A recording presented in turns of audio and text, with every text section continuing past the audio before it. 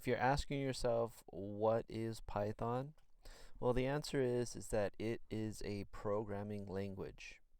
There are many programming languages out there.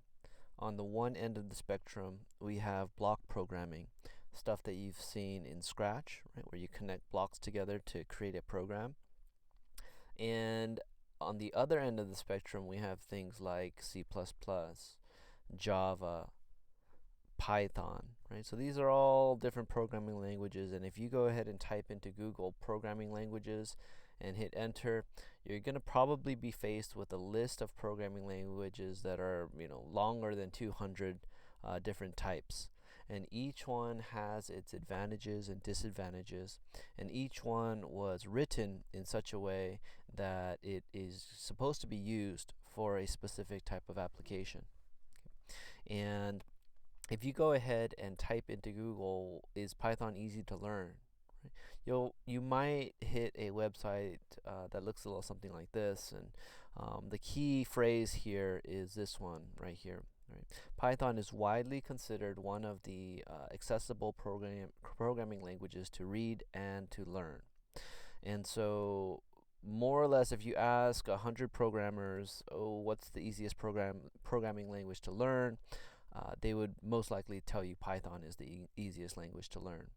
And if we scroll down a little bit, we could see here that we have a comparison between three very popular programming languages. We have C, we have Java, and we have Python. And all three of these programs are to print something out to the screen.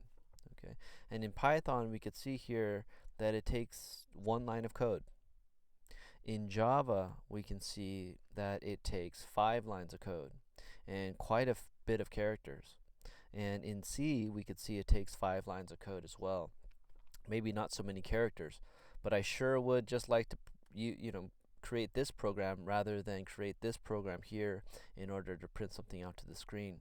And if I was to ask somebody coming in just learning programming, choose which programming language you want to learn, they would most likely gravitate towards Python just because of how easy it seems to create a program. And once they did choose Python, I would tell them, well, great choice, because Python is a very popular language that is used by software developers around the world. And we're going to go ahead and take a look at some of the software applications that have been created using Java. The first one is Google. It uses Java, and they're actually one of the ones who were the first backers of the Python language. We have here Netflix, a very popular online streaming service, uses Python. Instagram also uses Python. This picture here is supposed to represent artificial intelligence, and Python is very often used by data scientists who work on creating artificial intelligence algorithms.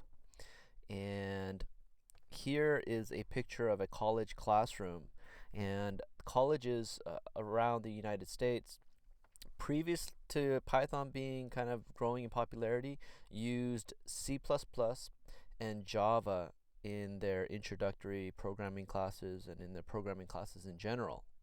When I went to university, I studied computer science using C++ from my intro class all the way to my final class that I took as a senior. But now colleges are more shifting over from C++ and Java towards Python.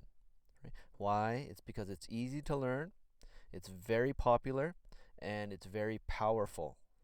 So we're going to go ahead and take some time here and learn about Python.